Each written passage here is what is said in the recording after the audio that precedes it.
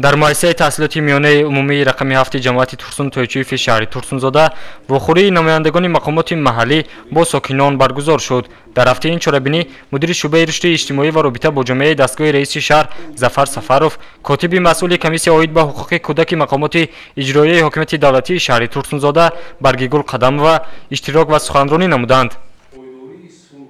ببینید در یکجایی در متحدی ما نائل شده با این دستاوردها. امروز استقلالیت جمهوری تاجیکستان، وحدت جمهوری تاجیکستان مستحکم است، پایدار است. یعنی برای عبارت دیگر گیریم متحدی مشت، زوری مشت در متحدی انگشتان است. امروز که ما اطراف سیاست خیرتمندانه محترم پیشوای ملت متحد بودیم، اطراف آن بودیم، سیاست او را جانبداری کردیم، انا دستگیری کردیم.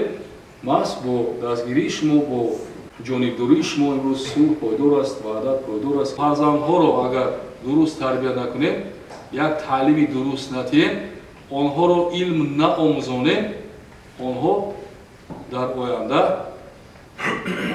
با هیچ یک کار موثر نمیشن، مشرف نمیشوند.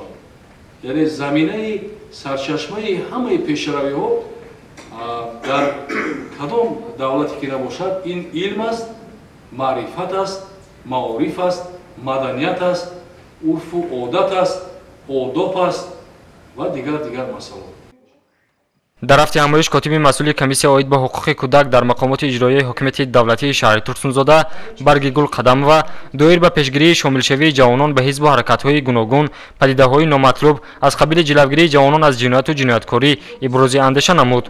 بعداً کاتب کمیسیون عاید به حقوق کودک در جماعت ترسون تویچوف فاطمه علیوه عاید به فعالیت کمیسیون نزد حاضرین حسابات پیشنهاد نمود.